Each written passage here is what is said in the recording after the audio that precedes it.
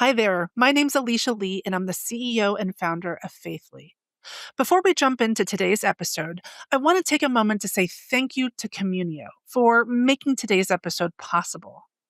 Communio is an incredible ministry. They're dedicated to equipping churches to share the gospel by renewing relationships, marriages, and families.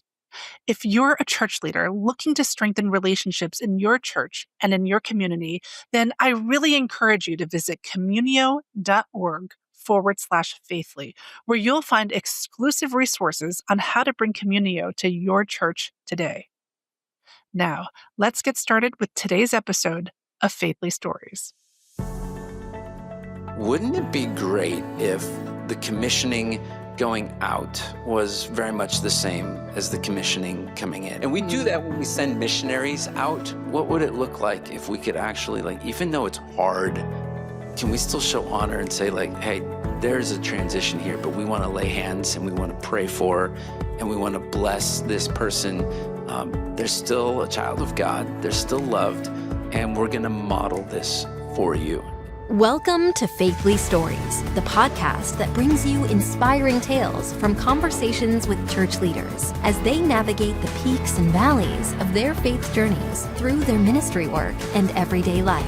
Brought to you by Faithly, an online community committed to empowering church leaders. Learn more at faithly.co. Get ready to be uplifted and inspired on the Faithly Stories podcast. Matt Davis, welcome to the Faithly Stories podcast. It's good to be here with you. This is the first time that we're turning the mic around. So for the Faithly audience, I just appeared on Matt's podcast, on the Ministry Transitions podcast, and now we're turning things around for me to ask him the questions. It's our first time doing it this way at Faithly Stories, and I'm really excited because there's a lot to talk about here. Yeah, I loved it. And when your podcast comes out on our channel, can't wait to have people hear what you're up to. There's some really good things. Thank you. Thank you. It really was an honor. So, Matt, you are the president of Ministry Transitions, but you weren't always. It's a new venture. And what led up to it was your own ministry transition, which I want to get to. But before we get there, Matt, can you talk a little bit about your faith journey and your ministry journey, and tell us what your call into ministry was? Yeah, I tell people that I was marinated in it. I didn't really have a choice. I grew up in a family that already loved Jesus. My background, my heritage is I'm Jewish. So I'm a Jewish believer, which gets very complicated for not only the Christians, but the Jews. But I grew up really going to a Messianic Jewish congregation that met on Saturdays. And so you go through a bar mitzvah and all the other fun stuff. But it really wasn't until high school that I started dating a girl who was a pastor's daughter. And that I started attending like a Wednesday night youth group and started really loving that part of it as well, and ended up going to a Christian camp. Was invited to this Christian camp. My first time ever is in California called Hume Lake. Really big, awesome camp. And I ended up in the infirmary the entire week. I, as a really not so smart high schooler, used a bar of soap in the shower that was there for who knows how long. And I broke out in a rash, and I was in with the nurse on a first name basis the entire week. And I didn't make it to any of the chapels at camp that week, except for the very last one on Friday night. And I say that that's really all the Lord needed. He spoke to me in that chapel as I was sitting in the back, still recovering from my rash and 10 shots of Benadryl throughout the week. But the Lord spoke to me, and he called me into ministry and said, "This is what I have for you." And so that was really that call into ministry. Ended up going to Biola University and Talbot Theological Seminary out in California, and then really became a pastor, went right in from one thing to the next, and served for 22 years in the church in Southern California. Wow. Matt, we have a lot of pastors and ministry leaders here on the Faithly Stories podcast. And I have to say, for a lot of them, they hear that call and they don't answer it right away. Like, they do this and they do that and they find their way back into ministry. But you knew it was for you and you went straight into it. Yeah, well, interesting too. The year before all of that happened at the camp, my dad actually brought me to Biola University. We were checking schools out, and I said, "So what do they do here at this school?" And he says, "Well, a lot of people who want to go into ministry come to a school like this." I'm all next school, please. I don't not interested. Go in a different direction. And so, the Lord really turned my heart towards serving in the church. Wow, that's amazing. And then you served at a church in Southern California for over 20 years in a number of different ministry roles. I think you were a children's pastor, a family pastor, a teaching pastor, I think an executive pastor too for a short period. And you have very openly talked about stepping away from the ministry after a moral failure. Can you share about the aftermath with us, what that season was like for you? Yeah. And really, I didn't step away as much as I really earned my way out of ministry. I did it the hard way. I remember even as a little kid, I would get in trouble, and my mom and dad would say, "So do you want to do this the easy way and just tell us what happened, or do you want to do it the hard way?" And so I've always chosen the hard way, unfortunately. But I had a moral failure, and really the goal in that season was to really remind myself that I am not a moral failure. I had a moral failure, and to not let that define me for the rest of my life. And believe it or not, the person that reminded me of that the most was my wife. And so, thankfully, incredible support. Your audience, your community around you. Being at a large church, it went from really, really big and very, very public to my life got really, really small. Mm, And you start to look around and you start to, you ask this question of where did everybody go? People that you had walked with, you discipled, you mentored, you were there at weddings and funerals and hospital visits. And now in this season, when you can really use somebody yourself, that crowd got really small, but thankfully there were really good people and still really good people who have walked with us in that journey. And, there was a lot of flailing and struggle and where am I and who am I? And is my marriage going to stay together? What are my kids going to think of me? And what does my life look like now after ministry? Who will I become? And staying in the ministry, going into another church or another pastor role was not an option at that mm, point, nor did I want that. And so there was a lot of figuring out, and while flailing, while trying to, it just felt like trying to keep your holes in all the fingers of the dam. And you were mm, the one that put the holes in there yourself. And mm. so, just you wrestle with shame and you wrestle with, identity and calling and assignment and how do you make sense of all of that. And so not an easy scenario, but I was the one that got myself there. W Were you tempted to push everybody away? You mentioned that there were some people that were there with you and that stuck with you. Were you tempted to just say, "I don't wanna talk to anybody. I don't wanna accept any love or help?" Yeah. So, you can imagine I was in Orange County, California, 3 million people in that community and still couldn't go anywhere without, people recognizing and knowing you. And that's just kind of the byproduct of your face on a 20-foot screen every once in a while. But walking into your local grocery store, your Trader Joe's, and people coming up to you and saying, "Hey, Pastor Matt, oh, you're not a pastor anymore." Like that awkwardness, like, so that even like for that first initial season, like realizing like, I'm not going to go to stores around here. Like I'll drive 20 miles away. So that was like my immediate, like, let me get out of town. But yeah, I would have gone anywhere, done anything just to get out of that. And at the same time, I had kids and my kids still had a community. They still had friends. And so how do you, I didn't want my decisions and my own sense of wanting to escape suffering to also now have this, like, there are ripples and there are waves and things that impact. And I was the one that did that with them and to them. And so I didn't want to create more issues and more problems. But yes, I would have taken any cave, any hole, any place, give me a cabin in the middle of the woods and let me heal and figure this out. That was definitely a part of that season. Were there any moments of doubt in your faith? Like, maybe I wasn't called to this, or God, like, are you there? God, are you real? Like, did you have any moments like that? You know, thankfully, That was not my story. Mm. Not in a sense of, um, do I believe in God? I think part of me, there was a desperation of like, I need you more than ever now. I've got nothing but you.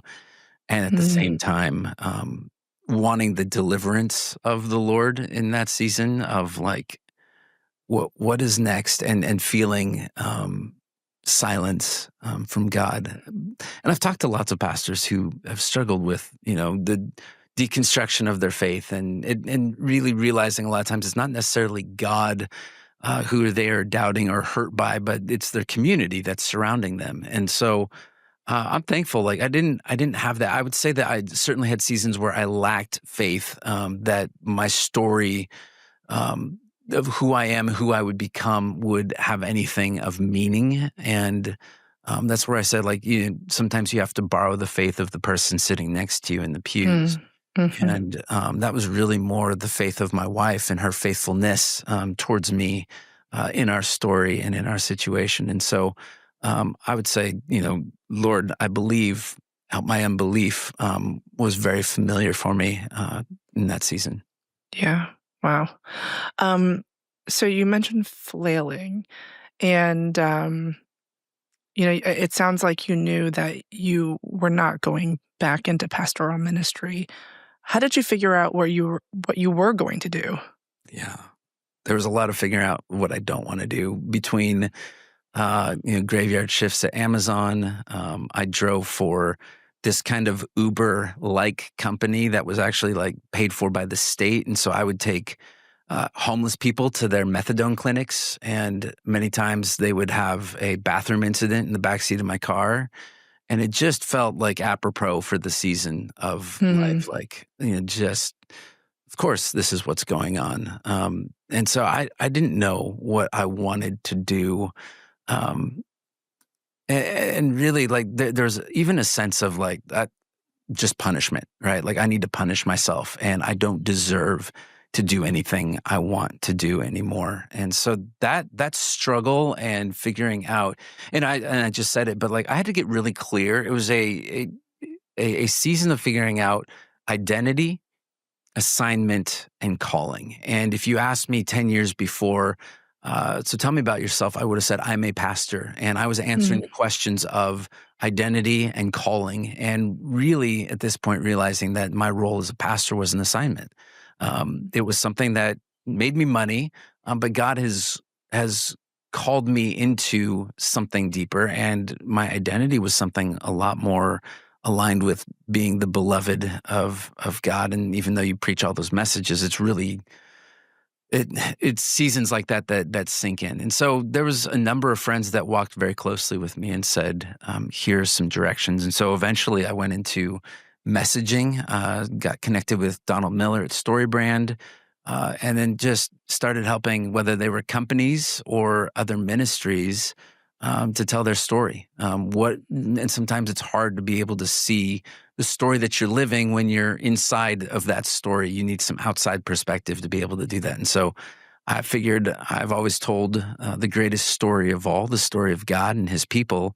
Why can't I help other people in figuring that out? And so that gave me a good framework, and it was a welcomed, and thankfully there was a community of lots of other ex-pastors who had found this place as well. And so built out a community of friends in that circle as well. And so that's really the road that God put me on. Wow, that's really powerful. I can't, even as you're talking, I can't get away from what you said about working the graveyard shift at Amazon and driving for a state-sponsored Uber. I know you characterize those things as punishing yourself, but like, for what it's worth, I also see like deep humility in that moment of like, you got to put a paycheck on the table and you got to humble yourself to do it. And if I've learned anything, it's that God can use the humble. So anyway, I just wanted to call that out. Like, I just think what you did was so unique. I can't imagine a lot of other people who would humble themselves to do that. Yeah. And I don't, you make it sound a bit more valiant than it felt at the time. It felt more Mm. like being humbled than Mm. me stepping naturally into humility. Mm. And that I worked hard during that season, and that first year out of ministry, I made a net total of $22,000 below the poverty line, even here in Kentucky. And I can't believe like how hard I worked. And pastors don't get paid all that much anyway. But I, what an amazing and somehow it was our loaves and fishes season that somehow Mm. we had community that stepped up. There were just pieces of provision that God met us even in $22,000 for a year. It was, and that will always be there. And I'll always I'm saving those tax records because it's a testament. Like God can sustain me there and he can sustain me anywhere. And really Yeah. this is his thing. Wow, so beautiful. At what point did you move to Kentucky? Because you were in California, Hmm. right? Yeah. So COVID hit Mm. the world in March of 2020. And when that came, we were we were already struggling in life. We were about 6 months into our transition, maybe 9 months into our transition of what is this new life and this new season. And at that point, it felt like the rest of the world caught up to our grief and misery. And it was like, man, I would do anything just to hunker down for a while. And so uh, during that season, our landlord decided if we were going to re-up with him, that we were going to have to increase our rent by $650 a month. Mm. And it was already expensive. And, working these other jobs and trying to figure out what's going on, we just said, can't afford Southern California anymore. And so we decided to go to the promised land. And that was Lexington, Kentucky, not necessarily of milk and honey, but we say horses and bourbon. My wife has always loved horses since she was a little girl, and it was always one of those delayed, maybe one day when I retire, but I thought I was going to be at the church forever, so that was a distant. And so she'd lived so many years of our life in sacrifice to ministry and the church. I loved, and I still love, when I drive this 2-lane road to where my office is, and I go by these horses and beautiful people and green rolling hills. And every time I land back in Lexington, I'm like, I'm home.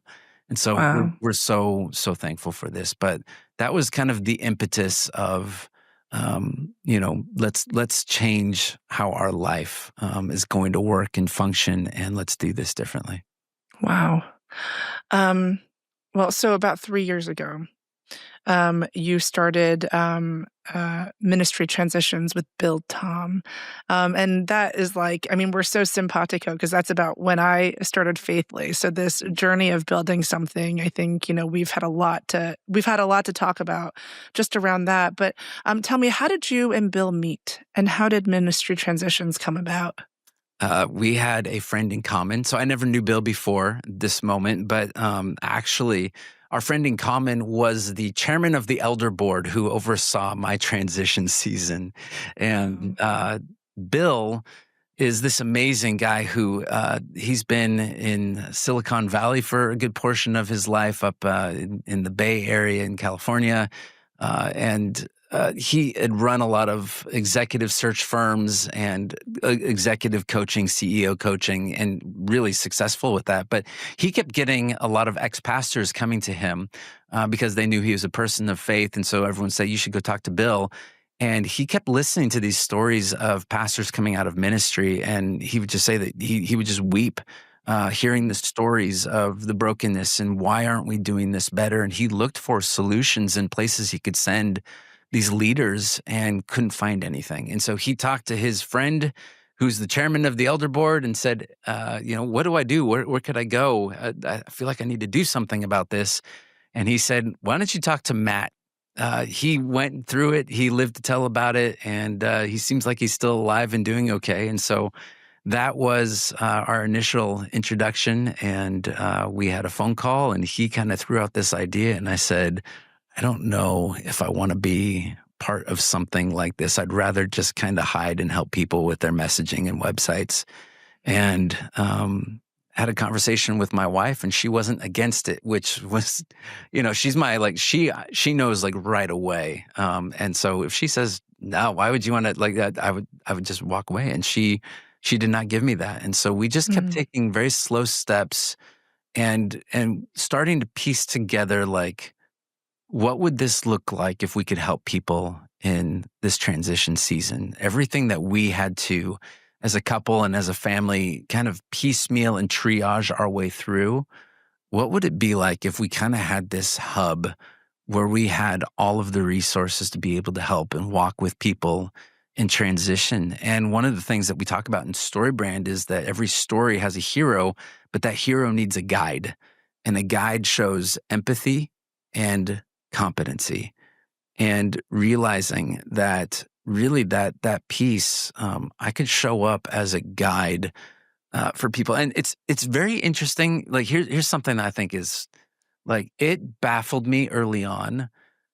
I would say for the first, like, couple years, as I was, like, interviewing for jobs and things, like, it was always this question of, how do I tell my story of why I came out of ministry? Especially to somebody in the marketplace. Like, how do you capture that story so it's not like, do I tell people, like, hey, I had a moral failure, like, I'm kind of a risk? How do we make sense of that? And I remember in my conversation with Bill, he wanted to hear my story, and he wanted to hear everything. And at the end of it, my story was actually something that was redemptive. It was actually like, it wasn't this part that I had to dismiss and put to the side or hope that nobody finds out. It was actually, my story was the reason why Bill wanted to work with me. And that, like, I remember coming back and talking to my wife, like, could it be, and could God be that good that this thing that had brought pain and shame, could I actually be used in this place to walk with other people? And I had somebody come up to me one time and they said, Matt, and they told me this story. And the story goes that there's a guy who's stuck in a deep, dark hole. He can't get out on his own. He's yelling and screaming for help. And all day long, people are walking by this hole. They hear the man yelling and screaming for help, and they don't know what to do. They can't help him, so they keep walking. Until one day, there's a guy who walks by, and he hears that man in the hole, and he does the unthinkable. He does what nobody else is willing to do. He jumps into that hole with that man. And I just, I love that picture, but it's such a surprising turn in the story. And the guy who's stuck in the hole says to the guy who just jumped in, what did you do that for? Now we're both stuck here. And the guy who jumped in said, I've been in this hole before and I know how to get out. And, like, that story, like, just captured, like, God, I think this is what I want to do with the rest of my life. I want to be a hole jumper. I want to be able to walk with people in these seasons and sit in the mess and the mire and say, I know this hurts. This is hard. And going to love you right where you're at. But I'm also not going to leave you here, and let me show you the way out. And so that really became this sense of purpose and calling and the goodness of God in my story. Very incredibly redemptive. Wow, that is really beautiful, really powerful. Thank you for sharing that, Matt. I have brought up this quote from Pastor Rick Warren on the podcast before, but I have to say it again because it is so spot on, especially in this circumstance. Pastor Rick says that your greatest pain will often become your greatest ministry. And, we obviously see that that's what the Lord has done in your life. Now, we've talked a lot about ministry transitions without telling anyone what ministry transitions is. I think folks should have a sense, but would you mind giving the elevator pitch for what you and Bill Tom founded 3 years ago? Yeah, the church is really good at saying hello, and we're not really good at saying goodbye. How do we actually do that well? And when I say the church, I'm encompassing nonprofits, Christian higher education, even Christian-owned businesses, missions agencies. So anywhere where the kingdom, the church can mess it up, we want to be able to help make that better. So if you are a decision maker in one of those organizations and you have to make a staff transition, you love these people, you care about them, but you have to have a hard conversation and say, this is not a fit. How do you do that and preserve unity and dignity of the people? Is there a way to break up, essentially? Is there a way to fire somebody, transition them off your team, coach them off there's so many like euphemisms for that, but essentially you're firing somebody. Is there a way to do that and still show love and grace? Right? Because a lot of times you are, as the leader in your ministry, like you run the business side of things, but you're also, there's a friendship and you're the brother. And so oftentimes we don't know which hat we're supposed to wear in these situations. It doesn't feel like there's enough space in the room to be able to maintain all of those relationships. And so we've created a pathway to be able to help those decision makers and leaders to do it in a way that really honors the Lord and honors the person and their family. And so we are very conscientious. We want to pay attention to this process of how do we do this well in the areas of career, coaching, and counseling.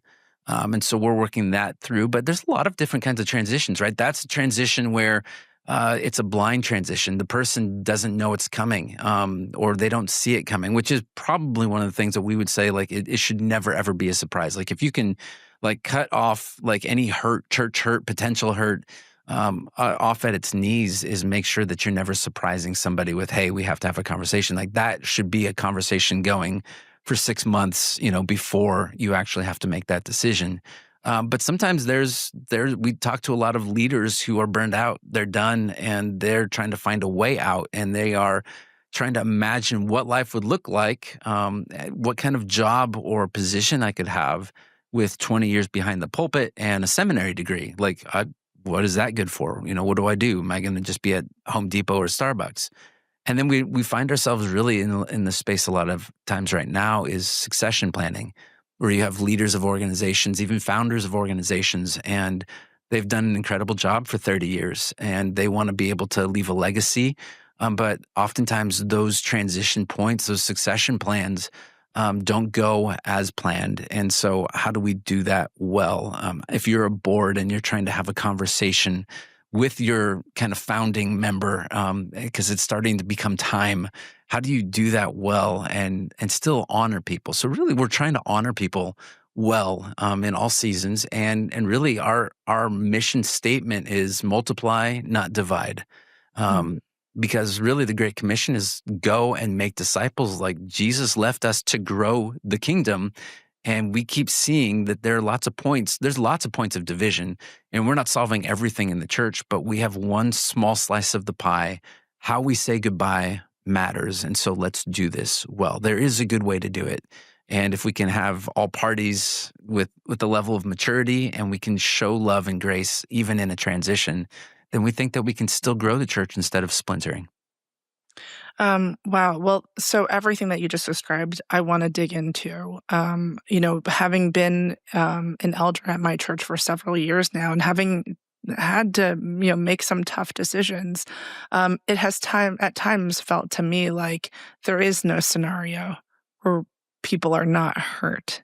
Like there is that's what it's felt like to me, even with all good intentions. Right? Even with no one having any kind of personal agenda, hurt seems inevitable. So perhaps we can start with some questions from like the organization's perspective. Like if you're an elder or you're a church leader who's having to transition out, fire staff, I'd like to ask some questions from that perspective before we get to some of the other questions. Let's start with like, what is the cost of a poor ministry transition? Like, what is the cost of not getting it right? There's a kingdom cost, right? There is the reputation, the name of Jesus in the church. So when we do that poorly, and what we say is there's ripple effects. And I think that we sometimes are even blindsided or surprised, but we shouldn't be at what all is happening, right? So you can do it poorly. You can have a poor transition where you blindside somebody and they don't see it coming. And now the rest of your team, we spend a lot of time, and there's so much out there about building a good, healthy staff culture, right? We do these fun days and lunches and barbecues and all that kind of stuff. But we ignore this part. And we talked to our friend, Jenny Catron, who has a whole thing on culture. But we sometimes we miss this, like what happens to our culture when we let somebody go poorly. So what's the staff impact? Because if you do it poorly and we say, hey, it's open door policy here at our church, and you can always come in and ask questions, we're very open. except for when we let somebody go. And now there's a lot Mm, more questions than answers, and we don't really know what happened. And now what it does is it creates this thing for people that like, am I next? mm, And I don't really know what happened. And not that I'm saying that we need to have full disclosure. There's an appropriate level of disclosure, but um, we can create this ripple effect. So the cost is your staff unity and team culture. But that now starts to bleed out, and there's the immediate one, like right, the person who's being let go. What's the spouse reaction? What's the impact on their kids? There and it's not just on the person being let go. Like I also want to advocate and realize we want to be able to speak this. It's hard for the person letting that person go. As an executive pastor, as somebody who has let people go and done it as good as I could and really messed it up many times, or knowing like there's a cost, there's a toll. It's not easy. The people who had to let me go in that season, it was incredibly hard for them. So I get it. And that impacts their family and their ministry and puts everything at a pause and standstill. And now we're not doing the work of the kingdom because we have to now figure out how we're going to communicate this thing that's going on, right? But now it starts to go to our congregation. And the cost there is, well, what's going on with our church? What's the leadership up to in this? And I'll never forget. I had this moment. Part of what was going on for us and our family, our kids were at the private Christian school attached to our church. And part of what the leadership wanted was they wanted healing within the community. And so they wanted my wife and I to continue to go to the church, which was hard. It was difficult. mm, But I remember about 2 months into that process, one of the guys who goes to the church comes up to me right afterwards as I'm trying to sneak out early. He says, "Pastor, I don't know what you did, but I'm sure as hell glad that the elders don't know what I've done because they would have kicked me out a long time ago."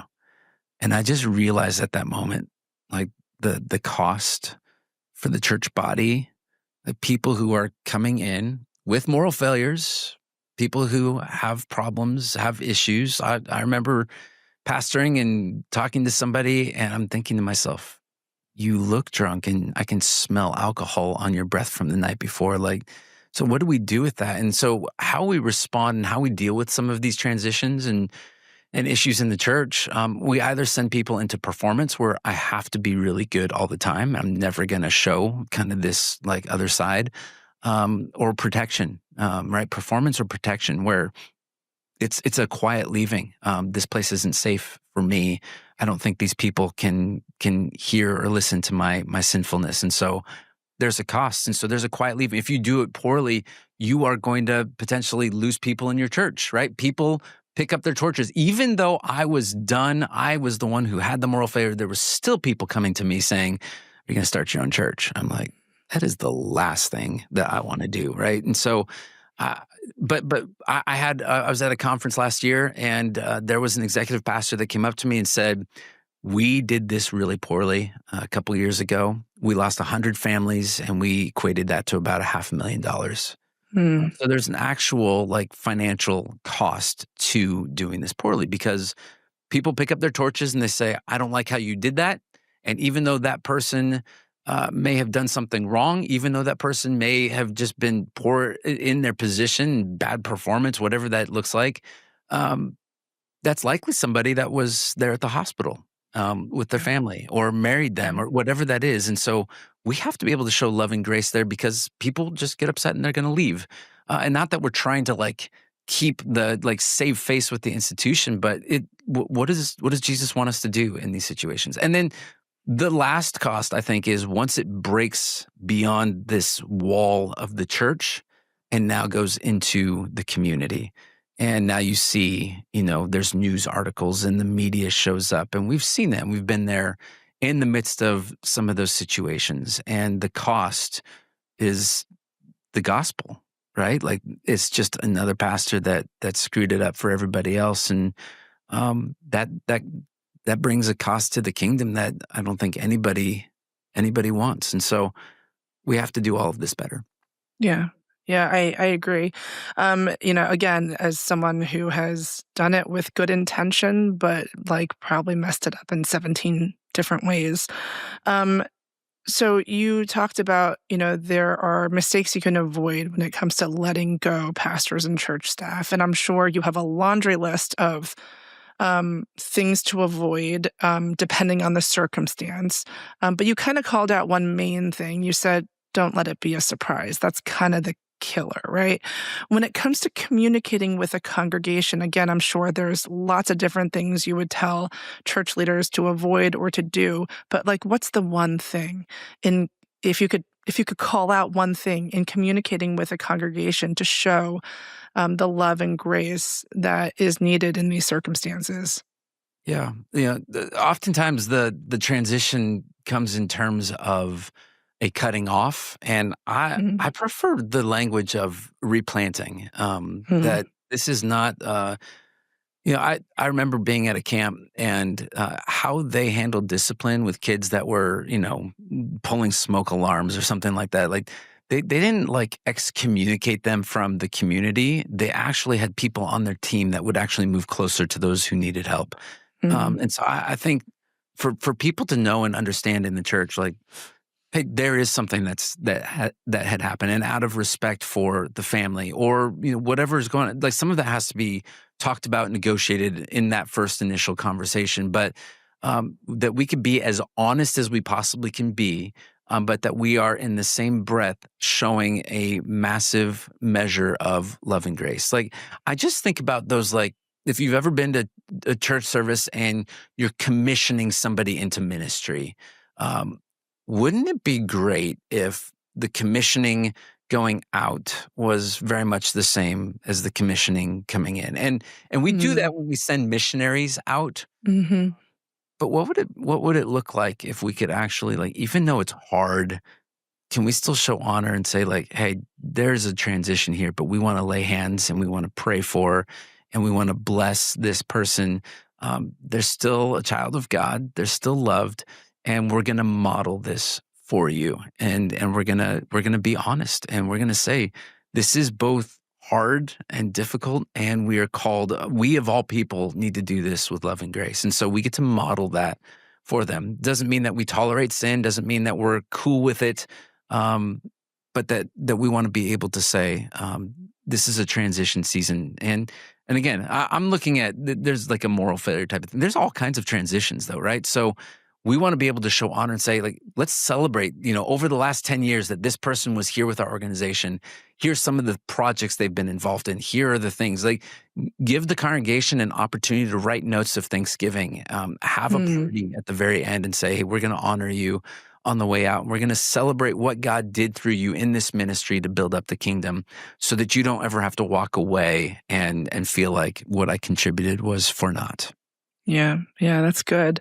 So last question, sort of from this perspective of like how elders and church leaders can let go of staff well.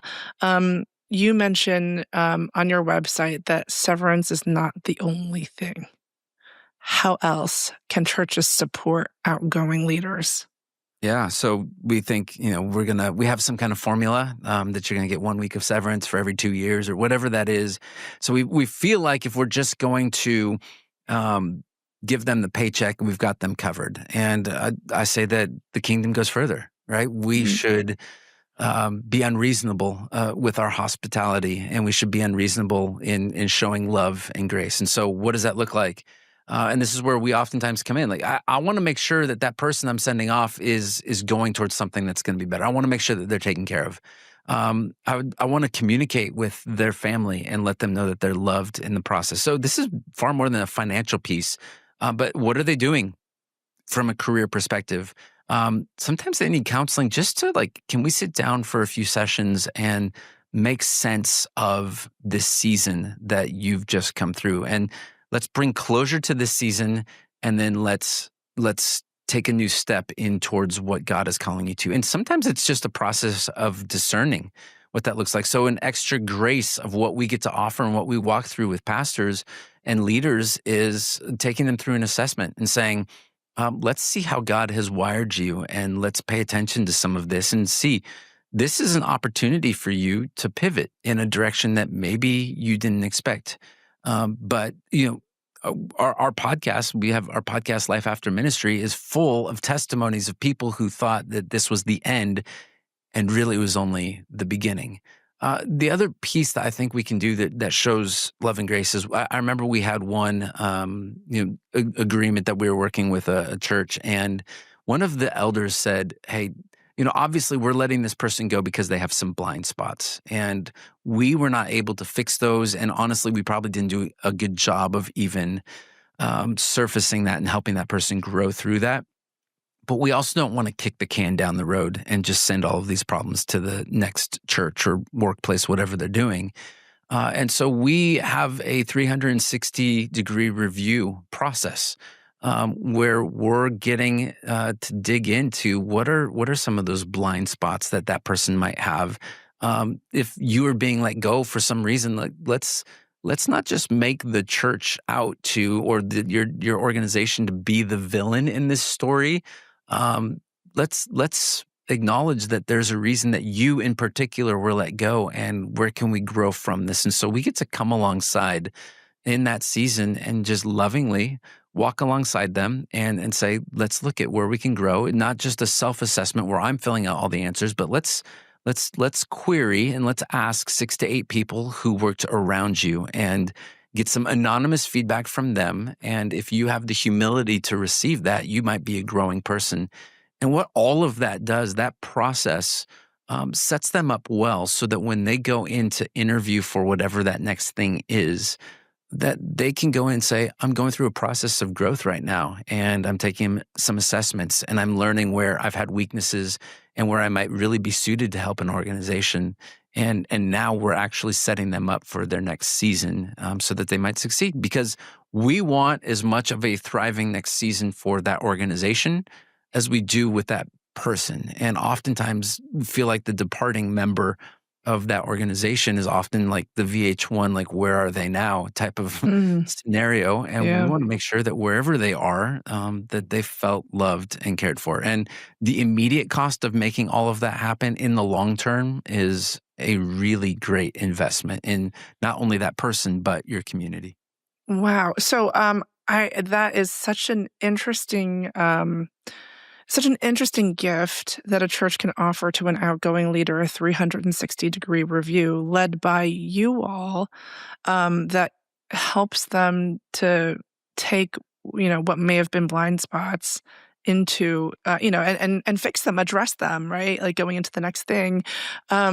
So having been a part of a large organization, a bank, for a very long time, we did 360 reviews every single year, and they start to become very tedious. No one really says what they think, and certain people have agendas. You have this like sort of ongoing relationship. But what strikes me is that this is a really unique opportunity to do a review where like you're getting some really honest feedback from people who they want to help you like transition well into the next season. I think it's brilliant. I guess Just to be clear too, we have a whole network of friends and partners, and so we do the 360 review with our friends at Integris. And so we kind of look at ourselves as a hub of healing, and so there's certain things that we are actually offering. And that we're working through that process. There are some things that, we have a network of counselors or Christian therapists throughout the country. And so there are people that we're partnering with, but they've been an incredible partner, especially in that process. Yeah, wow. Okay, so I want to switch gears now from like the sort of church leader perspective who's letting go of a pastor or other staff. And I want to put ourselves in the shoes of a pastor who may be experiencing burnout. There's a lot of talk about burnout these days. I feel like I can't listen to a podcast or read a blog article without that word being thrown around. But no one's really defining it or talking about like how one knows one might be in burnout. So can you talk about, Matt, like maybe from your experience, like what are some of the signals that leaders should be looking for to assess whether they may be in burnout? Yeah. We try to create systems so that we're able to check in on some of this, and we get to see the point where people have had it, right? So I remember getting an email, and it literally started, "I'm done. I need to get out." And it's it's oftentimes it's been surprising to be on this end of it, because I would have thought the person who's done is the pastor or leader who's running an organization that financially is struggling, and doesn't matter what they do, like they cannot make the ends meet. That the people that are trying to incorporate vision, but nobody in their community is volunteering and stepping up, so they feel very isolated. So, you can look at some of this as people are struggling. But what we've also seen that surprised me in the last couple of years is that it's also the people who are incredibly successful. Mm. Um, we'll talk to some of these pastors and we'll have a conversation on, so what's the tension? Like what's wrong? Why do you want out? And I'll never forget, there's a pastor that just said, my success is killing me. It's killing my marriage and it's killing my family.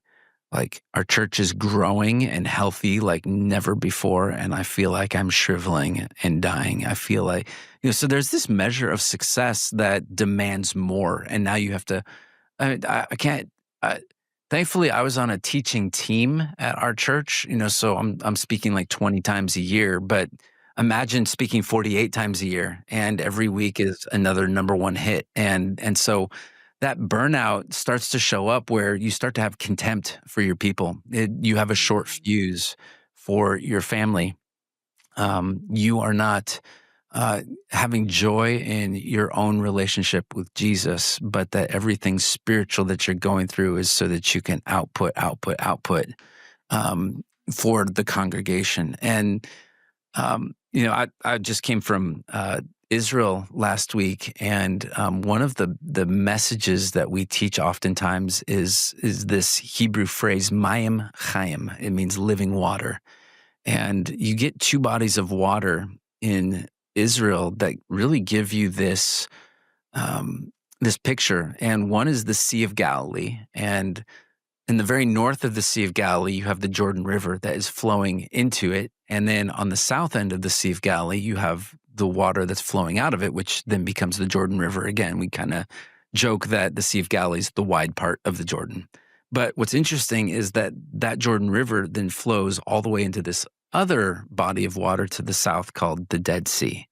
And the Dead Sea has a lot going in, and there's no outlet. And I think that there is something with this burnout that you can, if you have it going only in or you have it only going out, there's going to be death, right? Like, if you are a believer who only goes to church and you just live to be fed, but you're never putting this out, you're never serving, you're never part of the kingdom, you're just going there so that you can consume, then you're not healthy. And your faith eventually will start to become stagnant and still. But we also see on the other end a lot of leaders who are doing nothing but putting out. They're just emptying and pouring themselves out, but they're not getting anything in. And so those are some places to pay attention. Like, am I sleeping well? Right? We have a Christian therapist on our team, Noe, and it always surprises me, some of the early questions. He says, so are you eating healthy meals? Are you doing a lot of time on your screen? Are you getting a good night of sleep? Are you finding yourself having excessive cups of coffee? So there's Christian appropriate, you can have lots of caffeine, and then you can have sleep aids to help get you down. So if you're living kind of in that space, then you're going to experience burnout, and you need a safe place to be able to say, I don't feel healthy right now. And so a lot of times we're having those conversations, and sometimes we're talking people out of it and saying, let's actually just get you the resource that you need.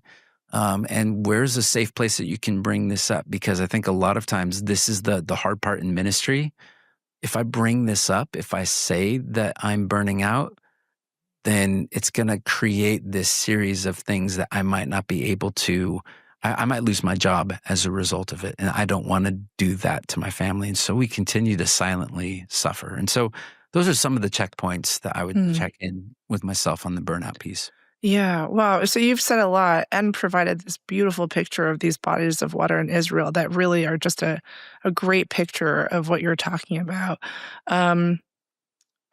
So let's say a pastor realizes that he's experiencing burnout, and he talks to you guys, and he tries to resolve some of the issues, um, and maybe goes through a period of discernment. Like, if he feels like, yeah, I'm in burnout and I need to take some steps here, like, what do you do from there? Do you go to the elder board? Do you start looking for another job? Like, what are the healthy and appropriate next steps for someone who realizes that he's in burnout and wants to leave his role? Yeah, and that's the beauty of us having a therapist on our team, is to assess some of that. Is what's needed a sabbatical season? Is that 3 months? Is that 6 months? We've talked to some people that they went on a sabbatical and they came back and it didn't really help, and they found that they were depressed and they needed more help than that. And so sometimes we can advocate for, and I've spoken to many boards and said, hey, here's the situation, and here's some really good options for you as a community to be able to support this person. Do we have the patience to be able to restore our brother or sister back to health so that they might serve, or do we just restore them back to health so that they might do whatever the Lord's calling them into next? We don't necessarily need to figure that out for them. The Spirit will help us with that, but let's give this every opportunity to heal. And so sometimes we just need an advocate to be able to say, here's what's going on and here's how we want to be able to help. And so we've advocated for seasons. A lot of times people have called us, that what we do as we're walking through with leaders on the back end is they'd say, like, this has been like the sabbatical that I always needed. And maybe if I Mhm. had this earlier on, I would be in a different place. And so, Mhm. oftentimes we're doing sabbaticals after the fact. But we've seen people restored, whether they were on the brink of divorce, whether they were on the brink of suicidal tendencies. Like, if you are a human, it doesn't matter whether you are an executive director of a nonprofit or a pastor. Your humanness, you are prey to anything out there that the enemy wants to take you out on, and probably even more so. Wow. And so you brought up some really important things here. Especially for an elder board that may think that they need to bring you into a particular situation, you're not always advocating for people to leave ministry. Like, you're looking to help people in ministry, and sometimes it's to leave, and it sounds like sometimes it's to stay with some solutions for burnout, like sabbatical or other things. Yeah. They might need a retreat. They might need Uh, somebody to talk to. They might right. just need a friend in that season to work some things out. But yeah, we're not looking to that's the beauty of, we all have a little bit something else financially where we're able to support ourselves. And so we're not here to try to, like, blow this thing up so we can all make a lot of money. We want to help the church and serve the Yeah. church. And so, even that's what I love about Bill is, Bill's 67 years old, and he's He is sunsetted. not 67. I just talked to Bill 2 weeks ago. He is not 67 years old. He might be 68 actually, but no, it's funny because Bill and I are on, like, a little bit of a health kick that we're doing together, but it's been fun. But he's come to life. He's awesome, but Wow. he sunsetted a couple of his companies to be able to start this one. Wow. It's a ministry of love, and we're talking already about, we've had to have the succession plan conversation of, like, well, what happens with when any of us are not here? And so Yeah. let's make sure that we're intentional about all of that. Yeah. Wow. Okay. So, another question for you, probably last one along this vein. So, something I've heard from pastors who are trying to discern whether or not they should be leaving their roles is, I've heard them ask, but what would I do? Right. And I think there is this fear. You had alluded to this earlier. Like, am I gonna be working at Home Depot? Like, what do I do with a seminary degree? What do I do with, like, the set of experiences that I have? What have you seen former pastors do after ministry? Yeah. Besides start ministry transitions. Right, yeah, I wouldn't suggest doing that. That's horrible. Really, it runs the gamut. I know some guys who've gone into carpentry and woodworking. I know some people have gone into more research and study, or they've worked in nonprofits. Sometimes they want to just go into something that they can clock in and clock out and be done for the day. I actually just talked to somebody yesterday who is now chief marketing officer for a marketing agency that helps car washes. And he told the story of, 7 years ago, God was calling him out of ministry as he knew it into something more. And I asked him, I said, so 7 years later, would you say that being a CMO of an agency that helps car washes, is that the something more that you would have ever imagined? And what I love about hearing these stories and talking to these leaders is none of this is what any of us thought it would be. That like somehow, if you asked him 7 years ago, that probably would have felt like a failure. I'm marketing for car washes, like that definitely does not feel very kingdom oriented. But he said Mm. it is. Like it's how you're positioned. And now you have, and I remember as a pastor, you don't talk to a lot of non-Christians. You're equipping Christians to go talk to non-Christians, and they don't really do that all that. There's a very small percentage of people who are actually doing that. Um, but I think that there's something to pay attention to in all of that. So, my 9 to 5, which is not 9 to 5, like I get to work with different brands and companies to help them tell their story, their messaging. And so, what does their messaging look like on their website and in their email copy and all of that other fun stuff that sometimes it's great. And I'm working with these ministries that are reaching the masses in the world. And sometimes I'm working with the Energy Code Compliance Commission for the state of California, and it crushes my soul. Right. But in all of that, like how I'm relating and getting to interact with people, God is up to something really amazing in all of that. Wow. Um, well, Matt, we're coming up on the hour. And so when I was on your podcast, one of the things I talked about was like, what did I learn from Wall Street and what am I bringing in to Faithfully? One of the things I learned was preparation. So I have prepared a list of 25 questions to ask you, Matt, and we have got through maybe 10 of them. So I think we need to have another conversation at some other point. There's just so many things that you're doing, like the Jewish Road podcast, like the other ventures that you've started since you left pastoral ministry that I would love to dive into at some point. But maybe we could wrap up today's conversation with this. I know, Matt, that everything you've talked about today, there's going to be a piece of it that resonates with every single person who's listening. Either, they're struggling in their role, they're trying to figure out how to discern, or maybe they're a leader who's trying to figure out what to do with a staff member. Something's going to resonate with everybody. How do people get in touch with you, and how do they work with you, in the variety of circumstances that you guys address? Yeah. It's pretty simple. Just go to ministrytransitions.com. There's buttons all over the place that say book a meeting or schedule a meeting.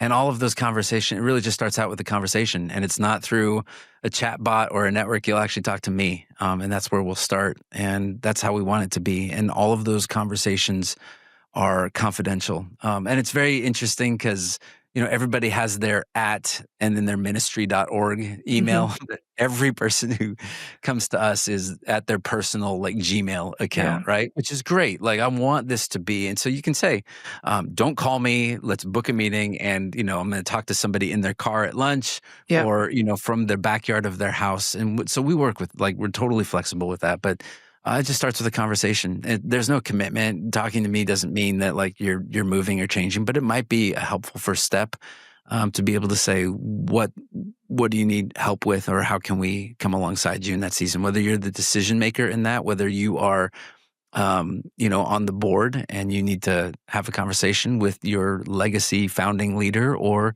you're somebody who needs to get on your way out. But or you can get me at talk@ministrytransitions.com, but that's where we're at. Perfect. And you guys are putting out content and resources. I just appeared on your podcast. Where can people find that? Are you on social media? Yeah, all the things, all the places, including we'll be showing up a little bit more on your platform with Faithfully as well. But we have a podcast called Life After Ministry. And most of the time I get to do that with my wife. When our schedules and the stars align, which is also incredibly beautiful and redemptive to be able to do that with her. And by the way, that is the tail end of that story. We're still together and God is good, and we're hitting 25 years of marriage next year. And so very excited about all of that. But that, anywhere you listen to a podcast, that's there. But we're just putting out, I needed a place to show people there's hope. Because when I came out of ministry, I thought, is there life after ministry? Is there ministry after ministry? Like, what does this even look like? And so there's 50 plus stories of hope on there. And so that's where we get to showcase that. Beautiful. Well, I love to leave it at hope, Matt. Thank you so much for talking to us today. Really appreciate it. And I look forward to our next conversation. Thank you. Thank you for tuning in to the Faithly Stories podcast. We pray this episode gave you the encouragement you needed to continue on your journey. The Faithly Stories podcast is brought to you by Faithly, an online community committed to empowering church leaders, pastors, staff, and volunteers. The Faithly digital platform offers innovative and practical tools and resources to enhance connection, foster collaboration, and promote growth within the church and ministry space. Remember to subscribe, rate, and review our podcast to help reach more listeners like you. Stay tuned for more uplifting tales from the front lines of ministry on the Faithly podcast. Stay bold, stay faithful, and never underestimate the power of your own story.